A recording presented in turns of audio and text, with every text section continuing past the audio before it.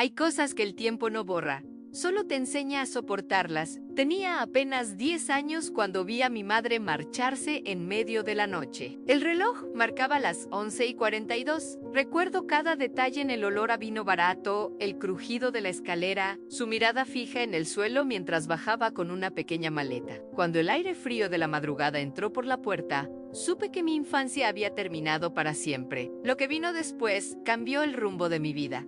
Tuve que huir, como ella, pero de una manera más desesperada, más peligrosa. Corrí por un camino de tierra bajo la oscuridad más absoluta, con el corazón latiendo tan fuerte que creía que iba a estallar. Lo que no sabía entonces, lo que nunca podría haber imaginado, es que aquella noche de terror sería el principio de algo mucho más grande que yo misma, y que las palabras que escribiría años después, con manos temblorosas de una niña herida, salvarían la vida de otra persona décadas más tarde.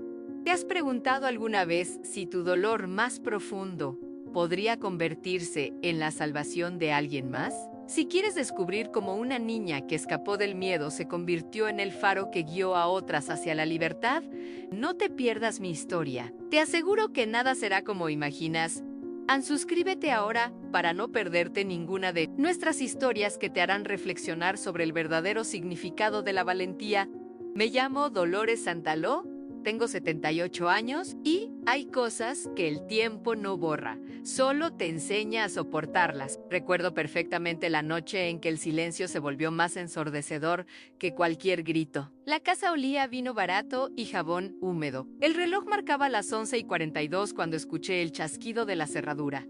Mi madre, Lucía Viedma, bajaba las escaleras despacio, con una pequeña maleta de cuero en las manos y la mirada clavada en el suelo, como si pisar cada escalón fuera un pecado. El sonido del viento golpeando contra las ventanas se mezclaba con el temblor de su respiración. Yo tenía apenas 10 años y ya sabía lo que significaba aquel silencio. Era la despedida que había temido desde siempre. Pensé en llamarla, pero mi garganta se negó a obedecer. La bombilla de la cocina se balanceaba y proyectaba sombras temblorosas sobre su rostro. Por un instante, nuestras miradas se cruzaron y vi algo que nunca antes había visto en ella: rendición. Mi madre abrió la puerta despacio, como quien teme despertar a un monstruo dormido. Y cuando el aire frío de la madrugada entró, ella salió. Recuerdo el sonido de la maleta arrastrándose por el suelo, el eco de los pasos disminuyendo, y después a la nada más ensordecedora de mi vida. Fue así como aprendí que hasta el amor de una madre puede ser devorado por el miedo. Me quedé sentada en el suelo durante horas, esperando lo imposible en que volviera, que dijera que todo había sido un error. Pero el amanecer llegó, y lo que vino con él fueron las pisadas bajando por la escalera. El silencio se rompió de una manera que jamás olvidaré. Y en ese instante, antes incluso de que mi padre abriera la boca, lo supe: en mi infancia había terminado para siempre. Aquella mañana, el cielo parecía burlarse de mí con su azul inmaculado. Los pájaros cantaban en el olivo del patio como si nada hubiera cambiado. Pero yo sabía que todo era diferente. La ausencia de mi madre pesaba en cada rincón, en cada objeto de la casa. La tetera que siempre silbaba a las 7 de la mañana permanecía fría en el fogón. La silla donde ella bordaba por las tardes estaba vacía, como un trono abandonado. Mi padre, Raimundo Santaló, bajó a la cocina con los ojos enrojecidos y el pelo revuelto. No preguntó por ella de inmediato. Se sirvió un vaso de agua y miró por la ventana durante tanto tiempo que pensé que quizás se había olvidado de que yo estaba allí. Luego, sin girarse hacia mí, habló con una voz que no parecía la suya. ¿Dónde está tu madre?, no contesté. No porque quisiera desafiarlo, sino porque las palabras se habían secado en mi garganta como flores sin agua. ¿Cómo explicar lo inexplicable? ¿Cómo decirle que ella se había marchado porque el miedo era más fuerte que cualquier otra cosa? Él se giró lentamente y su mirada me atravesó como un cuchillo. Dolores, te he preguntado dónde está tu madre. ¿Se ha ido?, susurré finalmente. Y las palabras salieron como pequeñas piedras afiladas que me arañaban la garganta. Vi cómo su rostro cambiaba, cómo la confusión daba paso a la ira, y luego a algo más oscuro y profundo, algo que me heló la sangre. Tiró el vaso contra la pared, y los fragmentos de cristal cayeron como lágrimas transparentes sobre el suelo de baldosas. No gritó. Eso habría sido más fácil de soportar. En cambio, se sentó a la mesa y me miró fijamente, como si yo tuviera todas las respuestas, como si yo fuera la culpable de todo. ¿La has visto marcharse y no has dicho nada? Su voz era apenas un murmullo, pero cada palabra pesaba como una losa. ¿La has dejado ir? Asentí, incapaz de hablar. Y entonces vi cómo algo se rompía dentro de Elan. No era tristeza, no era dolor, era algo mucho más peligroso. Era la sensación de haber sido traicionado. Se levantó lentamente, y por un momento pensé que me golpearía, pero en lugar de eso, salió de la cocina y subió las escaleras. Escuché cómo abría cajones, cómo arrojaba cosas al suelo, cómo maldecía entre dientes. Yo seguía inmóvil, sentada en el mismo rincón donde había pasado la noche. Mis piernas no me respondían. Mi cuerpo entero parecía haberse congelado en el tiempo. A través de la ventana, vi a la señora Marta, nuestra vecina, tender la ropa en su patio. La vida continuaba a nuestro alrededor, ajena a nuestro pequeño apocalipsis familiar. Cuando mi padre bajó de nuevo, llevaba la ropa de trabajo y olía a colonia barata. No me miró, no me habló, simplemente salió por la puerta y la cerró con tanta fuerza que la casa entera pareció estremecerse. Solo entonces me permití llorar. Las lágrimas caían silenciosas, como si incluso ellas tuvieran miedo de hacer ruido. Pasé el día limpiando los cristales rotos, preparando una comida que nadie comería, intentando mantener una normalidad que ya no existía. Cuando llegó la tarde, el sol comenzaba a ocultarse tras los tejados del pueblo, tiñendo el cielo de un naranja intenso. Me senté en el portal, con la mirada fija en el camino, esperando ver la figura de mi madre regresar. Pero el camino permaneció vacío, y la noche cayó como un manto oscuro sobre Esihan. Mi padre volvió tarde, con el aliento cargado de vino y los ojos nublados. Se sentó frente a mí en la cocina y me miró como si me viera por primera vez. «Eres igual que ella», dijo, y no supe si aquello era una acusación o una constatación dolorosa. «Tiene sus mismos ojos en aquella noche». Cuando subí a mi habitación, me detuve frente a la puerta del dormitorio de mis padres. La cama estaba deshecha, las sábanas arrugadas contaban la historia de una noche de insomnio. Sobre la mesilla de noche, vi una fotografía enmarcada. Mi madre sonreía junto a mi padre el día de su boda. Eran jóvenes, parecían felices. Me pregunté qué había pasado con aquel hombre sonriente. ¿En qué momento se había convertido en el ser amargado que ahora dormitaba abajo, vencido por el alcohol y el rencor? Tomé la fotografía y la llevé conmigo a mi cuarto.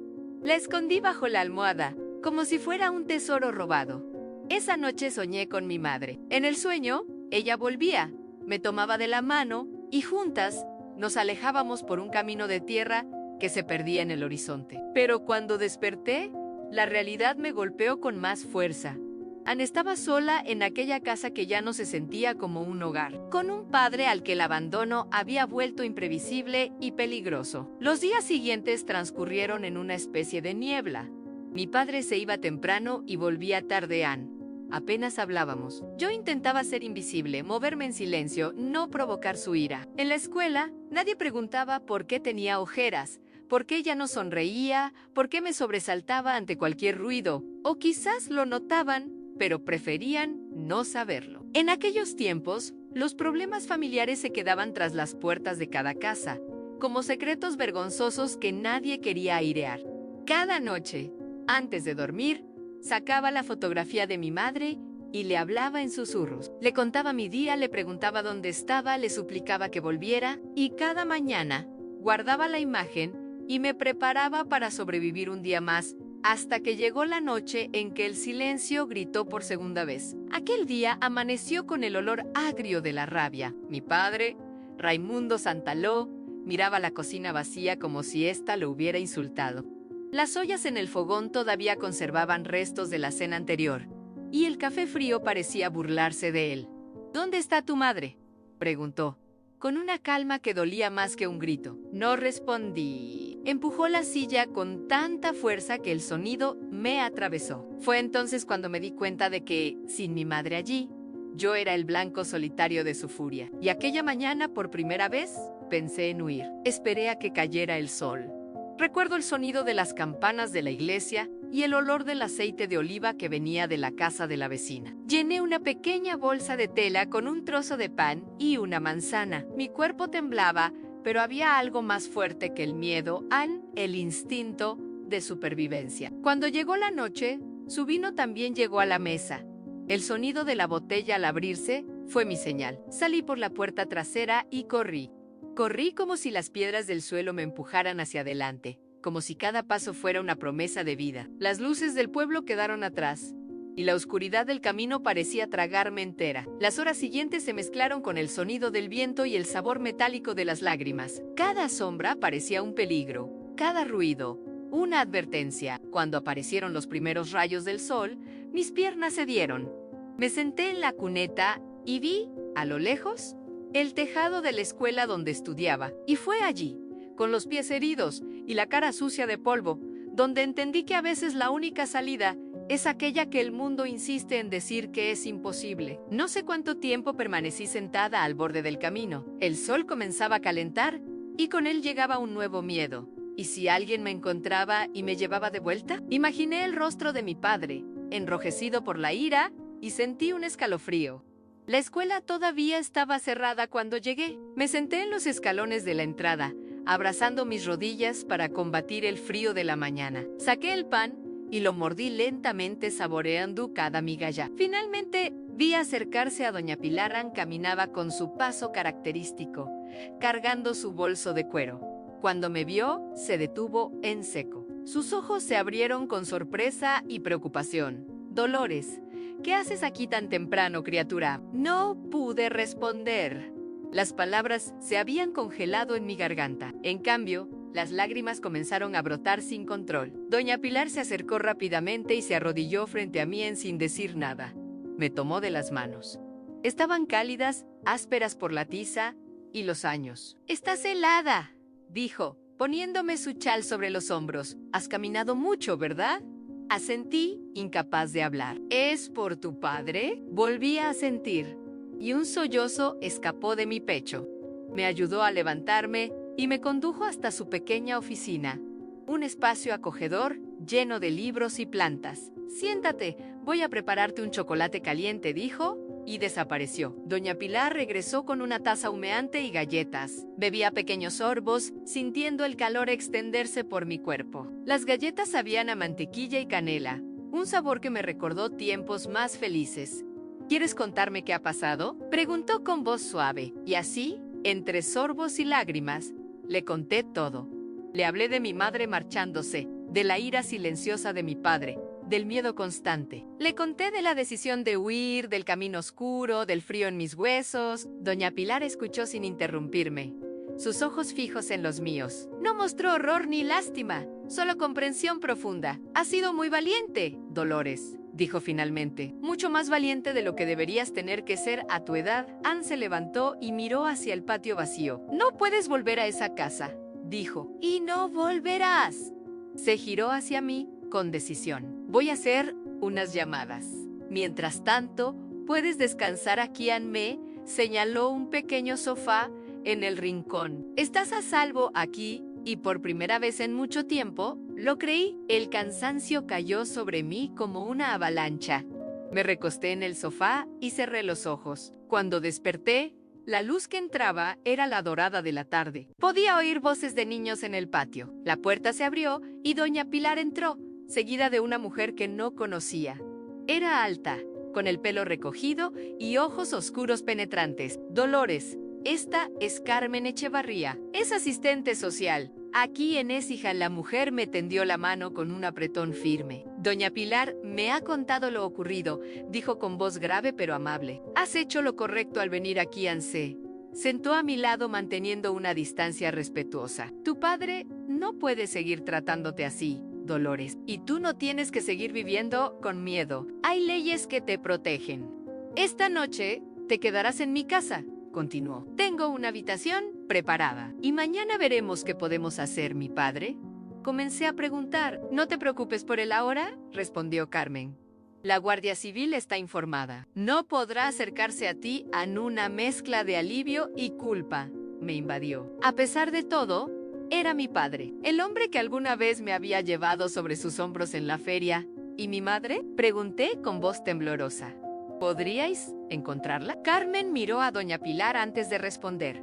Lo intentaremos, Dolores. No prometo nada, pero haremos lo posible. Aun cuando salimos, el sol se ocultaba tras las casas blancas. Carmen caminaba a mi lado, hablándome de su casa, de los libros que tenía, de su gata. Trataba de distraerme, de hacerme sentir que aquello no era tan terrible. Pero yo sabía que nada volvería a ser igual. Miré hacia atrás una última vez, hacia el camino que llevaba a mi antigua casa. El viento movía las hojas de los olivos y traía el olor a jazmín. Y en ese momento, hice una promesa silenciosa a nunca más permitiría que el miedo decidiera mi destino. Nunca más llegué a la escuela antes que los alumnos. El portón todavía estaba cerrado y yo temblaba, no de frío, sino de miedo a ser llevada de vuelta. Cuando la profesora doña Pilar Monforti llegó, me miró de arriba abajo, no pude mentir. Conté lo que mis fuerzas me permitieron confesar. Ella no preguntó mucho, simplemente me llevó adentro, me dio un vaso de agua y se quedó en silencio. A veces, el silencio adecuado puede curar más que 1000 palabras. Poco después, entró una mujer de cabello recogido y mirada firme. Se llamaba Carmen Echevarría y era asistente social del pueblo de Écija. Dijo que yo no volvería a casa aquella noche. Y por primera vez en toda mi vida, la palabra nunca sonó a salvación. La casa de Carmen era pequeña, con olor a jazmín y pan recién horneado. Ella no hablaba mucho, pero su presencia llenaba todos los espacios. Aquella primera noche no pude dormir. Cada crujido de la madera, cada sombra de la lamparilla, me hacía revivir el pasado. Ella entró en la habitación y se sentó a mi lado. «Aquí estás segura», dijo simplemente. Y esas 3 palabras resonaron en mí con una fuerza que atravesó los años. Dormí con lágrimas en los ojos, pero por primera vez, no de miedo, de alivio. Carmen me enseñó a comer despacio, a confiar en el sonido de los días tranquilos, a entender que el mundo no estaba hecho solo de gritos. Yo todavía despertaba asustada. Aún me escondía detrás de la puerta cuando oía pasos fuertes, pero cada mañana ella me miraba con paciencia, como si dijera que podía empezar de nuevo. Y fue allí, en aquella casa, donde una niña aprendió que el amor no grita, solo espera. Los primeros días con Carmen fueron como aprender a respirar de nuevo. Cada mañana me despertaba sobresaltada, desorientada, hasta que reconocía la habitación a las paredes encaladas, la cómoda de madera oscura, la ventana que daba al patio donde crecían albahaca y romero. Este no era el cuarto que había compartido con el miedo, sino un refugio nuevo. Carmen tenía sus propias rutinas. Se levantaba con el alba y preparaba el desayuno cantando melodías antiguas. No alzaba la voz, no daba portazos, no hacía movimientos bruscos.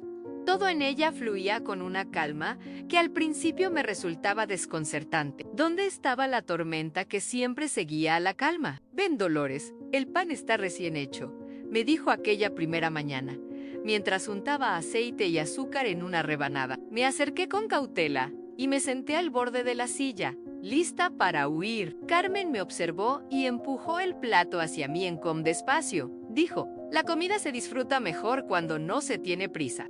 En casa, las comidas eran momentos de tensión, de miradas vigilantes. Aquí, sin embargo, Carmen disfrutaba cada bocado sin prisas ni miedo. Intenté imitarla. El sabor dulce y salado se extendió por mi boca, y por un instante, olvidé todo lo demás. «Está bueno», murmuré, sorprendida por mis propias palabras. Carmen sonrió. No dijo nada, pero aquella sonrisa contenía algo que yo llevaba mucho tiempo sin ver.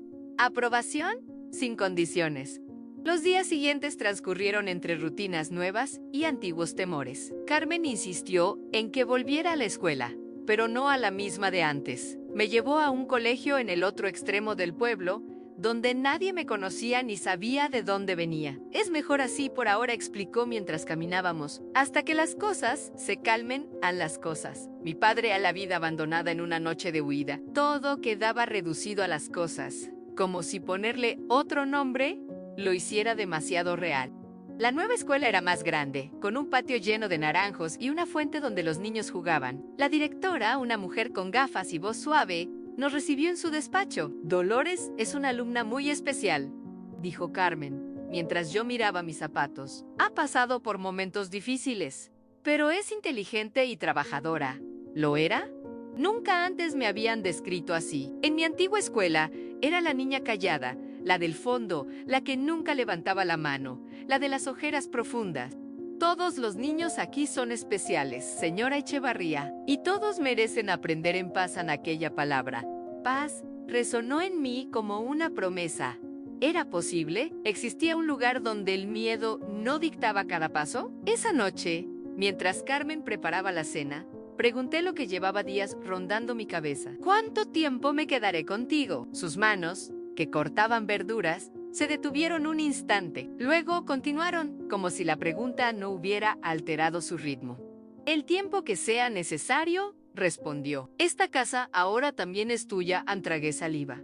Una casa que también era mía. Un lugar donde podía estar sin temer represalias por existir. Y mi padre, la pregunta salió como un susurro. Carmen dejó el cuchillo y se volvió hacia mí.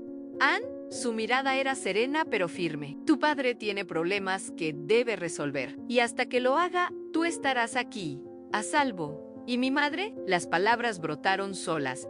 ¿La encontraréis? Su rostro se suavizó. Estamos buscándola. Dolores Ampero lleva tiempo. Y a veces, las personas no quieren ser encontradas. En esa noche, lloré hasta que no me quedaron lágrimas. No sabía si lloraba por lo perdido o por lo encontrado. Por mi madre ausente o por esta mujer que me ofrecía un hogar sin condiciones. Con el paso de los días, la casa de Carmen dejó de parecer extraña. Los sonidos nocturnos ya no me asustaban. El aroma del pan por la mañana se convirtió en una constante reconfortante. Aprendí dónde estaba cada cosa, qué tablón del suelo crujía, cómo entraba la luz a diferentes horas. En la escuela nueva me sentaba al fondo, como antes, pero por razones distintas. Ya no era para esconderme, sino para observar. Miraba a los otros niños, sus juegos, sus risas, sus peleas insignificantes que se resolvían antes del siguiente recreo. Me preguntaba si alguna vez sería como ellos, despreocupada, confiada, en que el mundo era un lugar seguro. Carmen nunca me presionaba para que hablara o participara. Cada uno tiene su propio ritmo, decía cuando la directora comentaba mi silencio. Dolores hablará cuando tenga algo que decir, Ann, y así fue. Un día, durante la clase de lengua, la maestra preguntó quién quería leer un poema. Mi mano se alzó, sorprendiéndome a mí misma. Leí con voz temblorosa al principio, luego más firme. Era un poema sobre pájaros y libertad. Cuando terminé, la clase guardó silencio un momento. Luego aplaudió. No era por el poema, me di cuenta después. Era porque por fin me habían oído. Carmen celebró ese pequeño triunfo con un postre especial en arroz con leche espolvoreado con canela. Mientras comíamos, me miró con esos ojos que parecían verlo todo. ¿Sabes? Yo también fui una niña asustada una vez, dijo de repente. La miré, incrédula. Carmen, con su firmeza, su seguridad, su manera de enfrentar el mundo sin titubeos. Asustada, mi padre también bebía. Continuó, y mi madre también se fue. Pero yo tuve una tía que me acogió. Me enseñó que los gritos no son la única forma de comunicarse, que el miedo no tiene por qué ser el único compañero. Ana extendió su mano sobre la mesa y rozó la mía. Apenas un toque ligero. A veces, Dolores, la familia no es con quien naces, sino con quien aprendes a sentirte segura.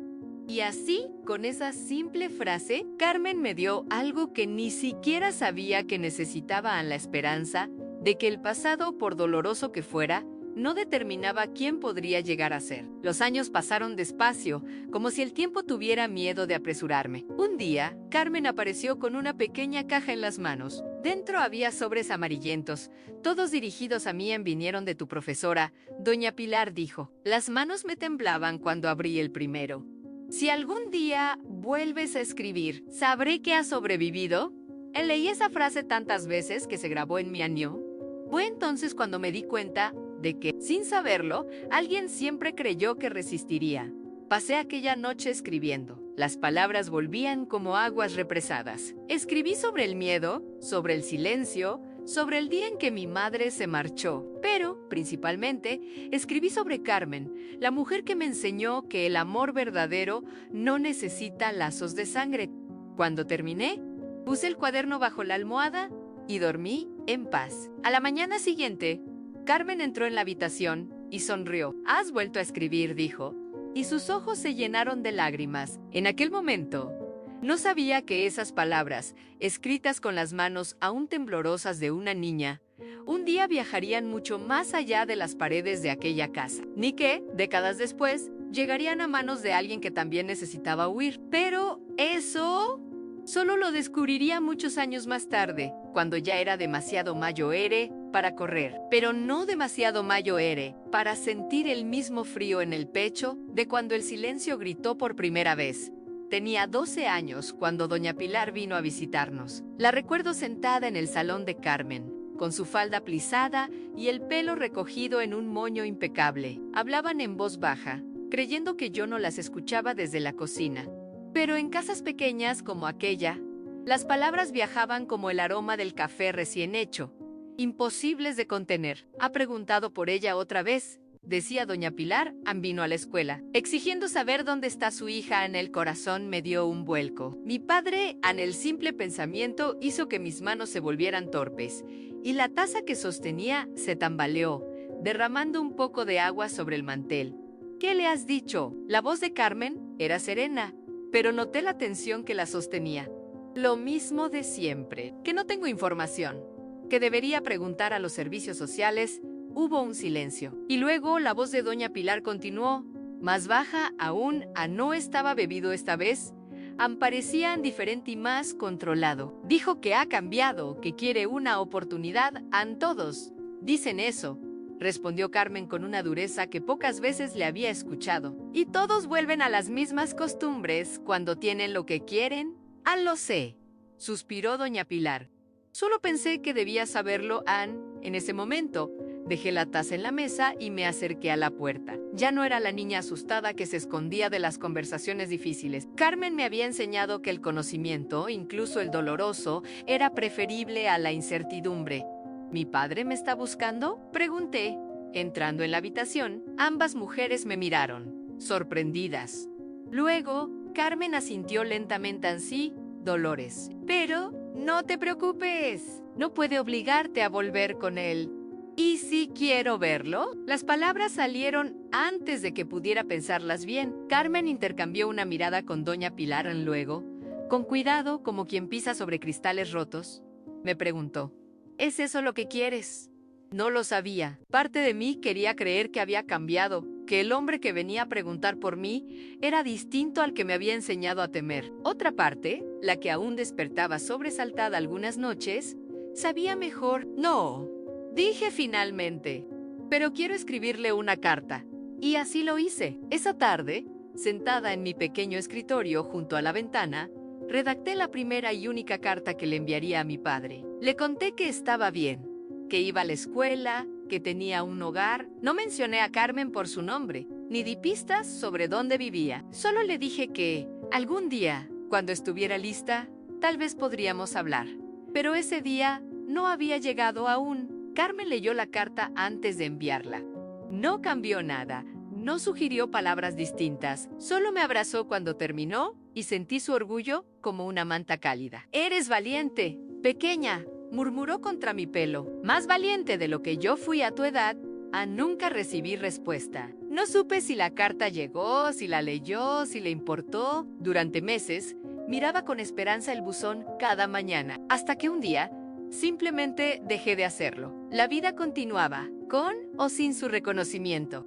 Fue por esa época cuando descubrí la caja de cartas de doña Pilar. Carmen me la entregó una tarde, después de volver de la escuela. Era una caja de zapatos vieja, forrada con papel floreado descolorido. Dentro había cartas, muchas cartas, todas dirigidas a mí. «Doña Pilar me las ha estado enviando desde que te fuiste de la escuela», explicó Carmen. «Pensé que era mejor esperar a que estuvieras preparada para leerlas». Abrí una a una, en orden cronológico. Eran cartas breves, sencillas. En ellas, doña Pilar me contaba sobre la escuela, sobre los nuevos alumnos, sobre cómo el viejo olivo del patio había dado más aceitunas que nunca ese año. Y en cada carta, al final, siempre la misma frase: «Ansí, algún día vuelves a escribir». Sabré que has sobrevivido. No entendí completamente lo que significaba, hasta que llegué a la última carta, fechada apenas unas semanas atrás. Querida Dolores, decía, hoy encontré un viejo cuaderno tuyo mientras limpiaba el armario de la clase.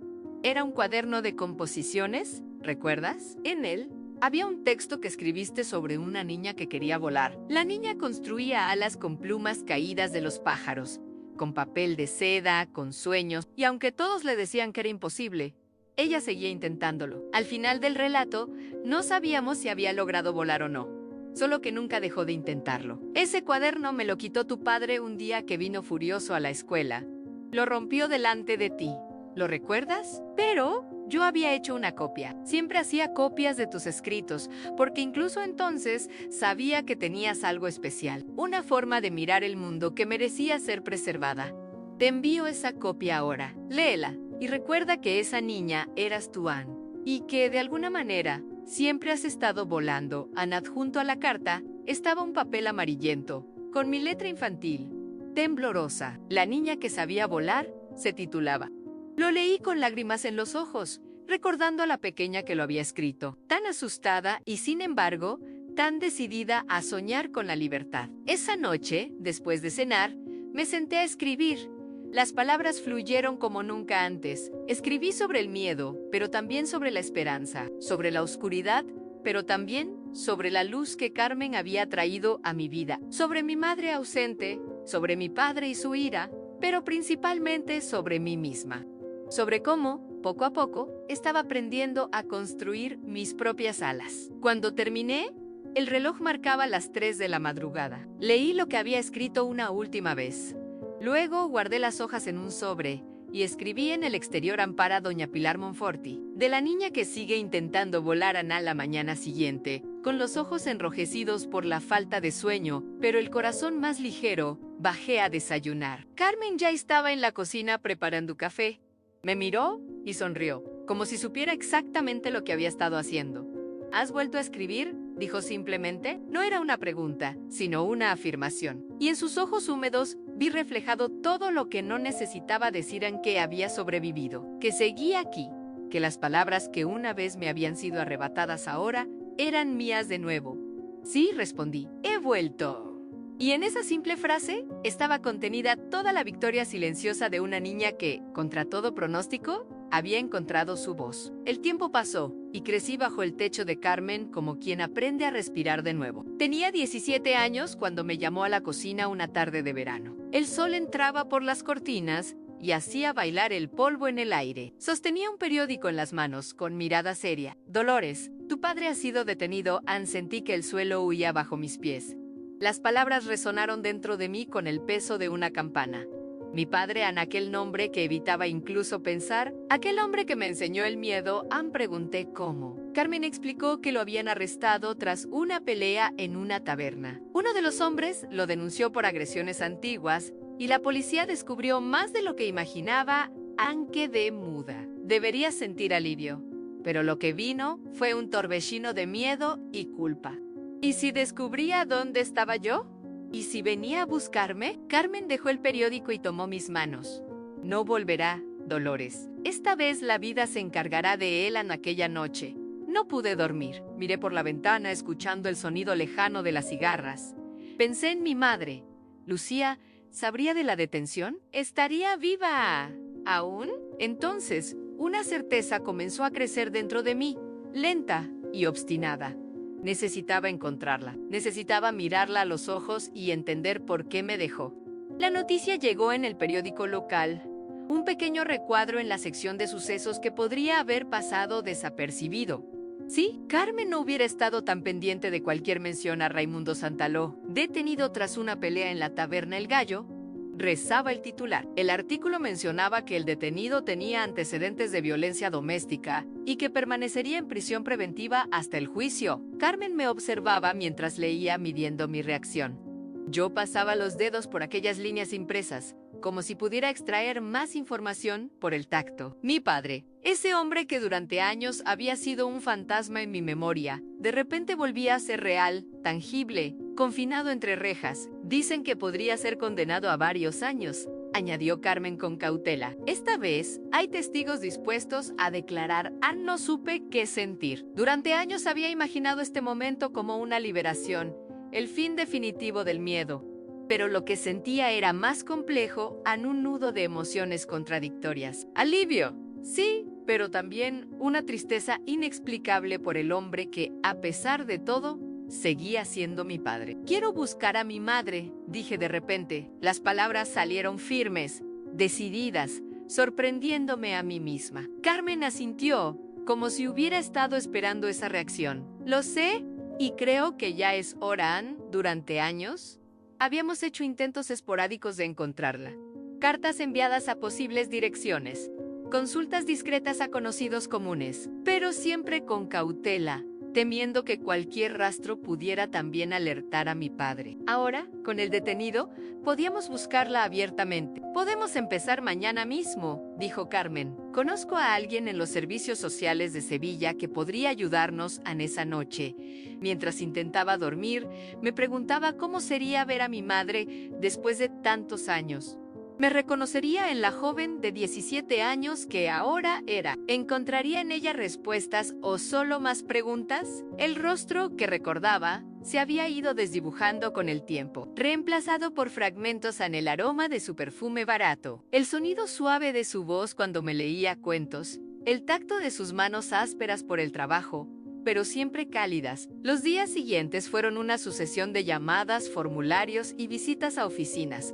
Carmen movía hilos, utilizaba contactos antiguos, insistía donde otros se habrían rendido. Yo la observaba, admirando su determinación, preguntándome si algún día tendría esa misma fuerza tranquila. Una semana después de iniciar la búsqueda, recibimos la primera pista real. Una asistente social de Alcalá de Guadaira recordaba a una mujer llamada Lucía que había solicitado ayuda para encontrar trabajo como lavadora años atrás.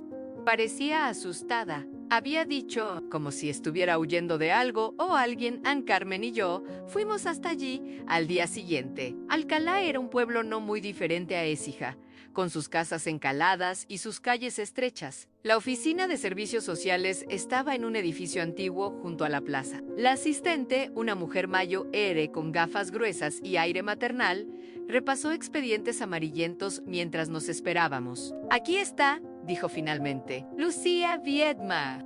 Trabajó como lavandera en varias casas entre 1962 y 1967 después. Según mis notas, encontró empleo fijo con la familia Mendoza, unos terratenientes de la zona.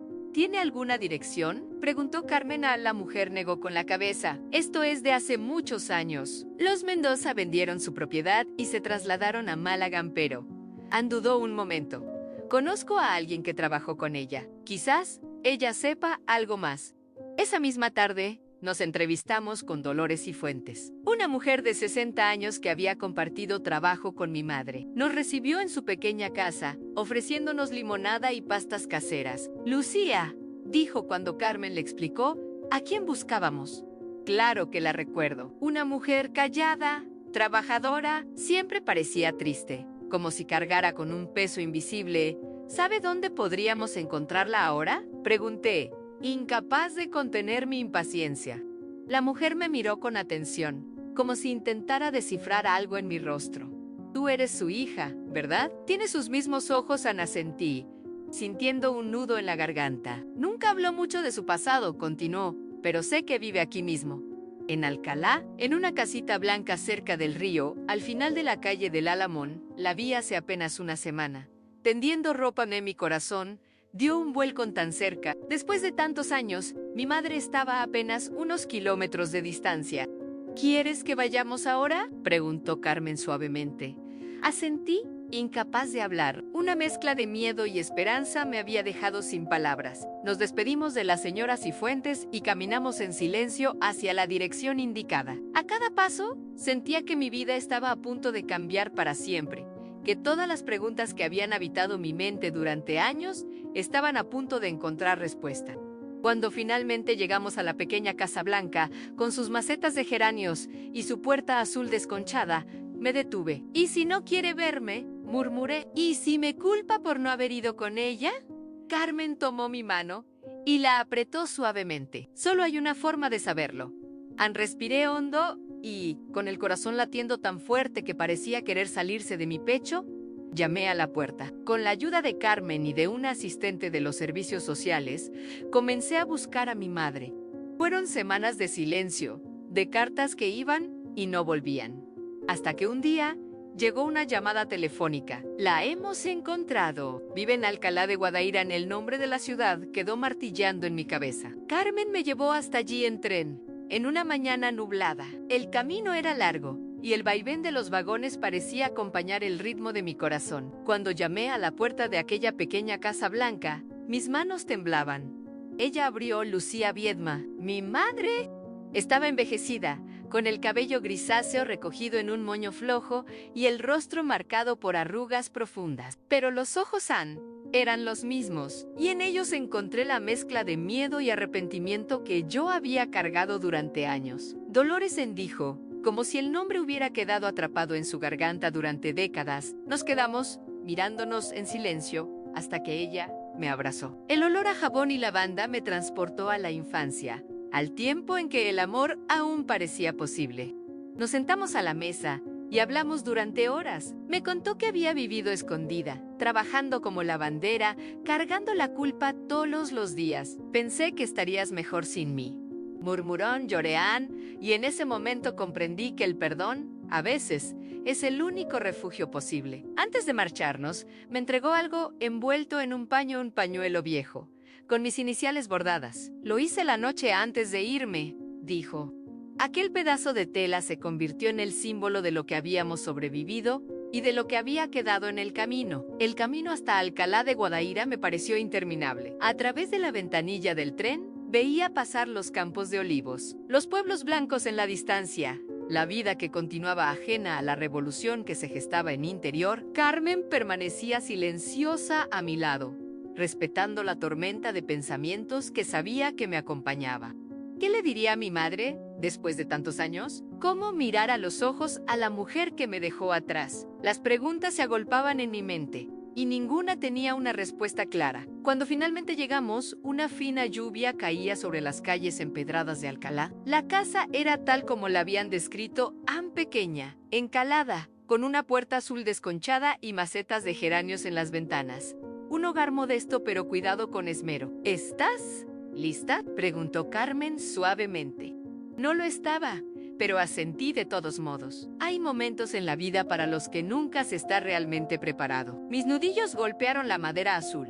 1, 2, 3 veces. El sonido reverberó en el silencio de la tarde lluviosa. Pasaron segundos que parecieron horas hasta que finalmente la puerta se abrió. Y allí estaba ella, Lucía Viedma, mi madre. El tiempo había sido implacable con su rostro, dibujando surcos profundos alrededor de sus ojos y boca. Su cabello, que yo recordaba castaño y brillante, era ahora una mezcla de gris y blanco, recogido en un moño descuidado. Vestía de manera sencilla, con un delantal sobre un vestido azul descolorido, pero sus ojos, esos ojos verdes que tantas veces había soñado, seguían siendo los mismos. ¿Quién?, comenzó a preguntar. Y entonces lo vio. Vio en mi rostro el reflejo del suyo, el eco de una niña que había dejado atrás. «Dolores», susurró, y mi nombre en sus labios sonó como una oración largamente ensayada. Nos quedamos allí, inmóviles, separadas por el umbral y por años de ausencia. Ninguna de las dos sabía qué hacer a continuación. Fue Carmen quien rompió el hechizo. «Lucía Viedma, soy Carmen Echevarría. He cuidado de Dolores todos estos años». A mi madre asintió, como si eso explicara todo, y dio un paso atrás, invitándonos a entrar. El interior era tan modesto como prometía el exterior, una sala pequeña con muebles gastados pero limpios, fotografías enmarcadas en las paredes, el olor a comida recién hecha flotando en el aire. Nos sentamos alrededor de una mesa de madera oscura. Mi madre se movía nerviosamente, ofreciéndonos café, disculpándose por el desorden que no existía, evitando mirarme directamente. «Te he buscado durante mucho tiempo», dije finalmente, rompiendo el silencio incómodo. Sus manos, ásperas y enrojecidas por años de trabajo duro, se detuvieron sobre la mesa. «Yo también te he buscado», respondió con voz quebrada. «A mi manera». ¿Qué manera es esa? No pude evitar el tono de reproche. Desapareciste. ¿Me dejaste con él? Carmen puso su mano sobre la mía, un gesto silencioso de apoyo pero también de contención. Mi madre levantó la mirada y vi en sus ojos un dolor tan profundo que casi me hizo retroceder. Cada día de mi vida me he preguntado si hice lo correcto. Comenzó. Cada noche me he dormido pensando en ti, imaginando cómo serías, si estarías bien, si me odiarías. ¿Por qué te fuiste? La pregunta que había ardido en mí durante años finalmente salió.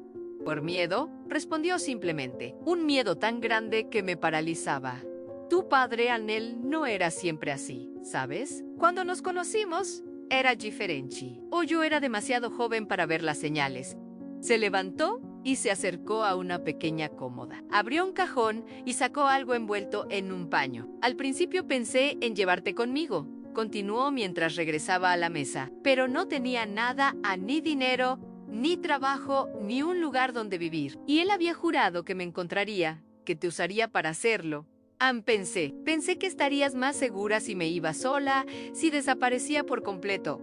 No funcionó, dije, recordando los años de miedo, las noches de gritos, la soledad aplastante. Lo sé ahora, asintió, y las lágrimas comenzaron a deslizarse por sus mejillas. Me enteré años después, cuando ya era demasiado tarde, que te habías escapado. Intenté averiguar dónde estabas, pero nadie sabía nada. O nadie quería decirme. Pensé que quizás era lo mejor, que habrías encontrado una vida mejor lejos de nosotros. Dawson desenvolvió el paño y reveló un pañuelo de lino blanco, con mis iniciales bordadas en azul en una esquina. Era un trabajo delicado, hecho con evidente cariño. Lo bordé la noche antes de marcharme. Pensaba dártelo, pero no tuve el valor. Lo he guardado todos estos años, como un recordatorio de lo que dejé atrás. Tomé el pañuelo entre mis manos, sintiendo su textura suave, viendo en cada puntada el amor y el arrepentimiento entrelazados. ¿Sabes que está en la cárcel?, pregunté, cambiando de tema bruscamente. Ella asintió. Me enteré hace unos días. Una vecina me trajo el periódico. ¿Qué sentiste? Alivio, admitió. ¿Y tristeza?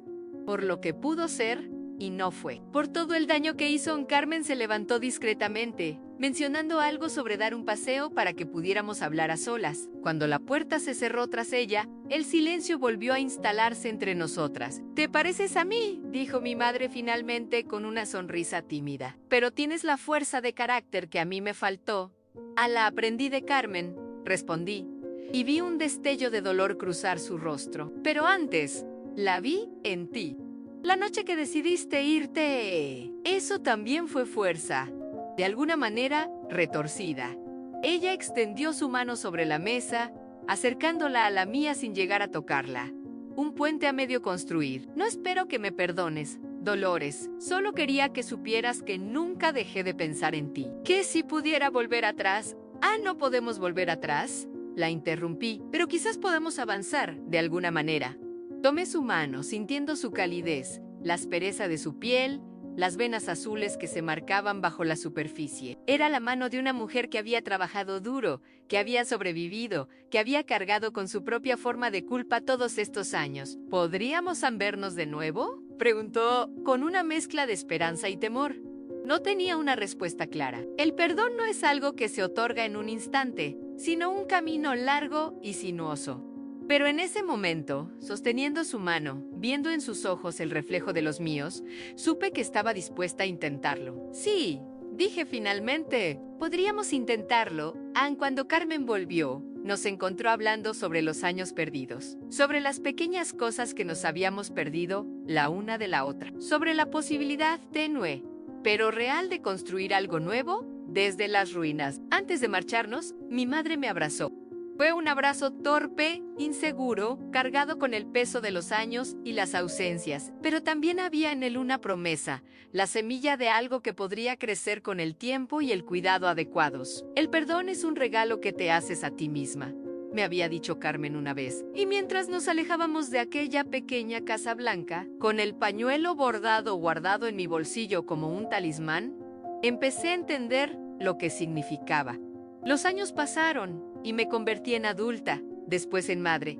y más tarde en abuela. Carmen envejeció conmigo y su casa se transformó en un refugio para niñas perdidas, como yo lo había sido. Un día, ya anciana, recibí la visita de una periodista llamada Marina Olmedo, que preparaba un documental sobre mujeres andaluzas supervivientes de la violencia doméstica. Quería escuchar mi historia. Conté todo, con la voz firme de quien ha aprendido a no avergonzarse de sus cicatrices.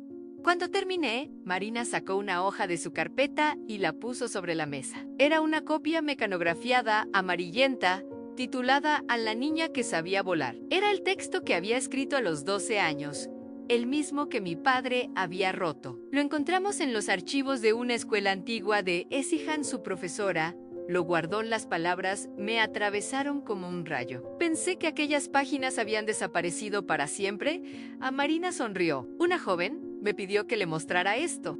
Dijo que la ayudó a escapar de su casa a llorar no por los recuerdos, sino por lo que significaban. La niña que un día huyó por el camino de tierra, ahora era la razón por la cual otra niña encontraba fuerzas para correr. Cerré los ojos y agradecí a la vida, a Carmen, a la profesora que creyó en mí e incluso al dolor por haberme enseñado a escribir. A veces, lo que salvamos sin saberlo es lo que da sentido a todo lo que hemos vivido.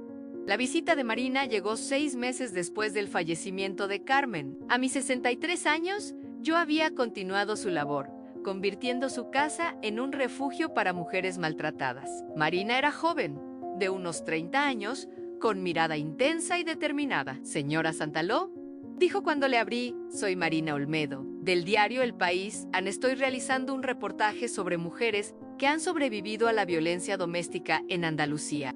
La invité al patio interior, bajo la parra que Carmen había plantado. Allí, entre el murmullo de la fuente, le relaté mi historia completa. No omití nada: la huida de mi madre, mi escape, mi encuentro con Carmen, el reencuentro con mi madre años después, la muerte de mi padre en prisión. Marina escuchaba atentamente.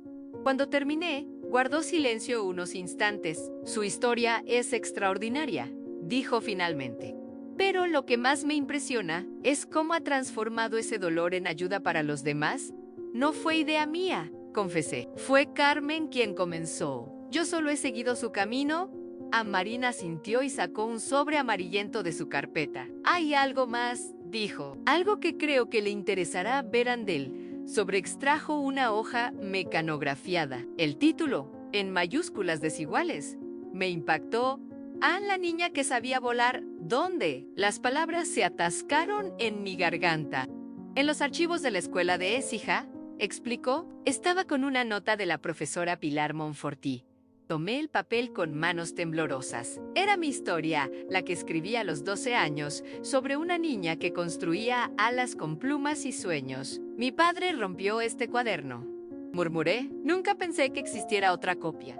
A la profesora dejó una nota explicando que siempre hacía copias de sus trabajos, dijo Marina. «Parece que creía mucho en su talento». Las lágrimas corrían por mis mejillas. 50 años después, aquellas palabras regresaban como un mensaje en una botella. «Hay algo más», continuó Marina. «Conocí a una joven, Elena, de 20 años, recién salida de una relación abusiva. Me contó que lo que le dio fuerzas para marcharse fue una historia sobre una niña que quería volar, aunque todos le decían que era imposible». «¿Mi historia?», pregunté, incrédula. Elena encontró una fotocopia en un centro de acogida en Granada. Cuando me habló de ello, supe que tenía que encontrar a la autora original, Anne. Me quedé sin palabras, contemplando aquella hoja amarillenta. Palabras que habían viajado a través del tiempo para llegar a alguien que las necesitaba. «Le mostré esta historia a Elena», continuó Marina. «Me pidió que, si la encontraba, le dijera que sus palabras le salvaron la vida en esa noche». Después de que Marina se marchara, me senté en el escritorio que una vez perteneció a Carmen. Saqué papel y pluma y comencé a escribir de nuevo, no para mí, ni para un libro o un periódico, sino para todas las Elenas que aún no habían encontrado su camino hacia la libertad. Escribí sobre el miedo y sobre la esperanza que viene después, sobre cómo las cicatrices pueden convertirse en mapas que nos guían hacia una vida mejor. Sobre Carmen, sobre Doña Pilar, sobre todas las mujeres que me habían sostenido y enseñado a volar con alas hechas de palabras y coraje. Cuando terminé, el amanecer asomaba por la ventana. Titulé aquellas páginas Para la niña que todavía no sabe que puede volar. 2 semanas después, recibí una carta de Elena Marina. Le había dado mi dirección. Era una carta breve, escrita con letra temblorosa pero decidida a querida Dolores. Sus palabras me encontraron cuando más las necesitaba. Ahora estoy aprendiendo a construir mis propias alas. Algún día, si me lo permite, me gustaría conocerla y agradecerle en persona. Con todo mi respeto y admiración. Elena, guardé aquella carta junto al pañuelo bordado que mi madre me había dado, junto a la copia de mi vieja historia, junto a la fotografía de Carmen, pequeños tesoros que marcaban el camino recorrido. Desde entonces, cada mes envío copias de la niña que sabía volar a centros de acogida de toda España. Y cada cierto tiempo, recibo cartas, llamadas o visitas de mujeres que, de alguna manera, encontraron en aquellas palabras escritas por una niña de 12 años el impulso que necesitaban para dar el primer paso hacia la libertad. Marina terminó su documental, titulado Voces que rompen el silencio. Se estrenó en un pequeño cine de Sevilla. En la última escena, yo leía fragmentos de mi vieja historia mientras imágenes de mujeres de todas las edades se sucedían en pantalla. Las palabras tienen poder, dije al final, mirando directamente a la cámara. A veces escribimos para salvarnos a nosotras mismas, sin saber que estamos tendiendo un puente hacia alguien más, aun cuando se encendieron las luces. Vi a Elena entre el público, nos abrazamos sin necesidad de presentaciones, como viejas conocidas que han recorrido el mismo camino. Gracias por enseñarme a volar, me susurró. Y en ese momento supe que todo lo vivido, todo el dolor y toda la lucha había tenido un propósito. Que la niña asustada que una vez fui había lanzado palabras como semillas al viento, y éstas habían encontrado tierra fértil donde crecer. Hoy, cuando camino por las calles de Écija, el viento cálido del atardecer me trae el sonido distante de las campanas de la iglesia. Ya no les temo. Al contrario, es como si cada tañido me dijera que sigo viva. Hace unos meses, el ayuntamiento organizó un acto público en homenaje a las mujeres que rompieron el silencio. Me invitaron a hablar, dudé, pero Carmen insistió en tu voz. Ya no es solo tuya. Subí al pequeño escenario en la plaza y miré a la multitud. Entre la gente, vi a una joven con la misma mirada que yo tenía de niña. Mezcla de miedo y valentía. Respiré hondo y conté mi historia. Al terminar, saqué del bolsillo el pañuelo que mi madre me había dado y lo alcé hacia el cielo. Mi madre me dio la vida, pero fue otra mujer quien me enseñó a vivirla. Hubo un silencio breve y después, un aplauso que pareció no tener fin. Hoy, a los 78 años, escribo estas palabras para que nadie más tenga que aprender a sobrevivir sola, porque la vida, incluso después del miedo, aún puede ser dulce. Y porque descubrí que el amor no muere, solo cambia de manos, esperando ser encontrado otra vez. La Plaza Mayo Ere de Écija bullía de actividad aquella tarde de mayo. Habían instalado un pequeño escenario frente al ayuntamiento, decorado con flores y pancartas que anunciaban la primera jornada en homenaje a las mujeres valientes de Andalucía. El acto formaba parte de una nueva iniciativa contra la violencia de género, impulsada por jóvenes concejales que querían dar visibilidad a historias como la mía. Cuando recibí la invitación, mi primera reacción fue negarme. ¿Quién querría escuchar a una anciana hablar de heridas tan antiguas? Pero Carmen, aunque ya estaba muy débil por la edad, me miró con aquella determinación que nunca perdió. Tu historia no es solo tuya, Dolores, me dijo. Pertenece también a todas las que aún no han encontrado su voz en E. Y así, con 78 años a cuestas y un corazón que aún se aceleraba al recordar, acepté participar. El día del acto, Carmen insistió en acompañarme, aunque el médico le había recomendado reposo.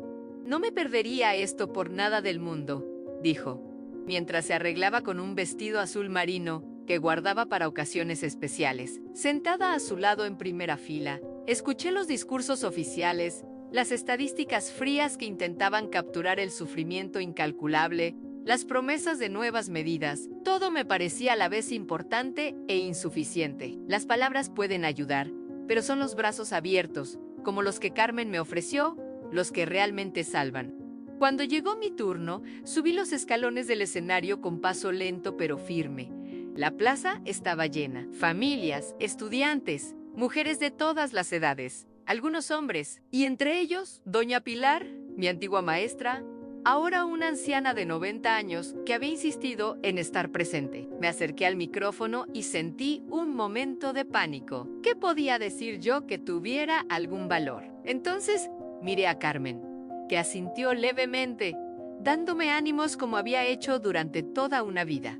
Y comencé a hablar no desde el discurso preparado que llevaba en el bolsillo, sino desde el corazón de aquella niña que una noche vio partir a su madre, que huyó por un camino de tierra, que encontró refugio en una mujer del silencio blando. Les hablé de cómo el miedo puede convertirse en una jaula invisible, de cómo a veces huir es el acto de valor más grande que podemos hacer. Les conté sobre Carmen, sobre cómo el amor verdadero no necesita lazos de sangre para florecer. Les expliqué que las heridas cicatrizan, que el perdón es posible, que la vida continúa más allá del dolor. Mientras hablaba, noté una presencia en la segunda fila, una joven de unos 20 años, con el pelo recogido y ojos intensos, que me miraba como si cada palabra fuera agua en el desierto. Reconocí en ella la misma mirada que yo tenía cuando descubrí que existía otro mundo más allá del miedo. Era Elena, la joven que había encontrado mi vieja historia en un centro de acogida. El mayo era el triunfo del maltrato. Continué.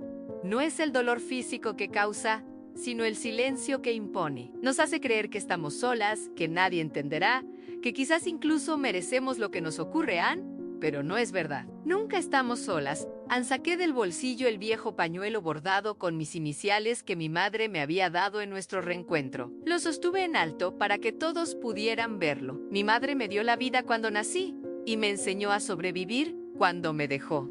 No la culpo. Ella hizo lo que pudo con las herramientas que tenía, pero fue otra mujer, Carmen Echevarría, quien me enseñó a vivirla plenamente, a no dejarme definir por el miedo. Miré directamente a Carmen, que lloraba silenciosamente en primera fila. Nuestras miradas se encontraron, y en ese intercambio mudo había toda una vida de gratitud. Hoy, a mis 78 años, puedo decirles que la vida, incluso después del miedo, puede ser hermosa. Que las cicatrices no desaparecen, pero dejan de doler. Que podemos construir familias con personas que no comparten nuestra sangre, pero sí nuestro camino. Y sobre todo, que ninguna de nosotras debe aprender a sobrevivir sola. Hubo un silencio absoluto cuando terminé. Luego, desde el fondo de la plaza, alguien comenzó a aplaudir. El sonido se extendió como una ola, creciendo hasta convertirse en un rugido que parecía no tener fin. Vi a mujeres abrazándose, a hombres con lágrimas en los ojos, a Elena poniéndose de pie y aplaudiendo con una intensidad que hablaba de reconocimiento y esperanza. Bajé del escenario temblando, sobrecogida por la reacción. Carmen me esperaba abajo, con los brazos abiertos como aquella primera noche. Nos abrazamos, dos ancianas que habían recorrido juntas un largo camino desde el día en que el miedo nos unió. «Lo has hecho maravillosamente, mi niña», me susurró al oído, usando el apelativo que nunca abandonó, ni siquiera cuando mis propias sienes se volvieron grises. Esa tarde, mientras volvíamos a casa, las campanas de la iglesia comenzaron a sonar. Su eco rebotaba en las casas blancas de Écija, llenando el aire de una música que, de niña, siempre asocié con el paso inexorable del tiempo y las cosas que no podía cambiar. «Escúchalas», dijo Carmen, «suenan por todas nosotras». Y por primera vez, no escuché en ellas una advertencia, sino una celebración, el sonido del tiempo que había pasado, de las batallas libradas, de la vida que se extendía por delante, todavía llena de posibilidades. 3 semanas después, Carmen falleció en su sueño. Fue una muerte tranquila, como había sido su vida, sin aspavientos ni dramas. Dejó todo arreglado en la casa a mi nombre, con la condición de que siguiera siendo un refugio. Una pequeña suma para cada una de las mujeres a las que habíamos ayudado a lo largo de los años, y una carta para mí, que debía abrir después del funeral. El día que la enterramos, el pueblo entero vino a despedirla. No solo las mujeres que habían pasado por nuestra casa, sino gente que yo ni siquiera conocían, comerciantes, vecinos, jóvenes que apenas habían cruzado palabras con ella. Todos tenían una historia sobre Carmen, sobre algún gesto amable, alguna palabra de aliento, alguna ayuda discreta en momentos difíciles. Esa noche, sola en la casa que habíamos compartido durante más de 60 años, abrí su carta. Era breve, Como todo lo que Carmen decía, querida Dolores, cuando leas esto, yo ya estaré en otro lugar, no estés triste. He vivido una vida plena, y mi mayo, ere alegría fuiste tú. Aquella niña asustada que llegó a mi puerta me enseñó más sobre el amor y la valentía que cualquier libro o sermón. Continúa lo que empezamos, pero no solo por deber hacia mí, hazlo, porque tú eres prueba viviente de que hay vida después del miedo, de que la esperanza no es un lujo, sino un derecho, y recuerda, el amor nunca muere, solo cambia de manos. Ahora son las tuyas las que deben sostenerlo. Te quiero, mi niña grande. Carmen, lloré hasta que no me quedaron lágrimas. Y luego, con la carta sobre mi pecho, me quedé dormida en el sillón que había sido su favorito. Esa noche soñé con Carmen y conmigo, caminando por un sendero luminoso. Ella joven y fuerte, como cuando la conocí, yo aún niña, de la mano. Sigue adelante, me decía en el sueño. Tu historia apenas comienza, a la mañana siguiente. Las campanas me despertaron. Su eco vibraba en las ventanas, en las paredes, en el aire mismo. Me levanté, preparé café y me senté a la mesa con papel y pluma. Y comencé a escribir estas memorias, esta historia que ahora comparto con vosotros. Porque, como Carmen me enseñó, nuestras historias no nos pertenecen solo a nosotras. Son mapas para otras caminantes, faros en noches oscuras, recordatorios de que nadie debe aprender a sobrevivir sola.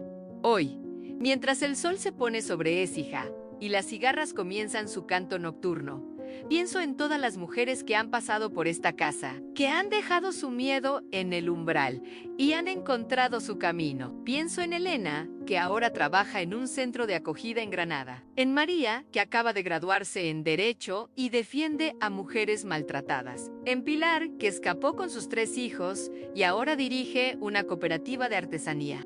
Y sé, con la certeza que solo dan los años y la experiencia, que el amor no muere, solo cambia de manos, esperando ser encontrado otra vez. A veces, el amor viene de donde menos lo esperamos. En mi caso, no vino de la sangre, sino del corazón de una mujer que me enseñó que los gritos no son la única forma de comunicarse, que el miedo no tiene por qué ser nuestro único compañero. Carmen me dio lo que nadie más pudo darme, la certeza de que merecía ser amada sin condiciones. ¿Cuántas veces has pasado junto a alguien que necesitaba exactamente lo que tú podías ofrecer? ¿Te has preguntado qué pasaría si te detuvieras y tendieras la mano? ¿Cómo hizo Carmen conmigo? Las palabras tienen poder. Las que escribimos, las que callamos, las que compartimos. Mis palabras, escritas por una niña asustada, viajaron a través del tiempo y encontraron a otra niña asustada décadas después. Y así, el círculo se completó. El dolor se transformó en esperanza, la herida en medicina. Tu historia también puede ser el faro que guíe a alguien en su noche más oscura. Tu voz, por temblorosa que sea, puede ser exactamente lo que alguien necesita escuchar para encontrar la fuerza de dar el primer paso hacia la libertad. ¿Te atreverías a compartirla? Si esta historia te ha tocado el corazón, no la guardes solo para ti. Compártela con quienes puedan necesitarla. Síguenos para más relatos que nos recuerdan que, incluso después del miedo, la vida puede ser dulce. Dale me gusta si, como yo, crees que el amor nunca muere, solo cambia de manos esperando ser encontrado otra vez.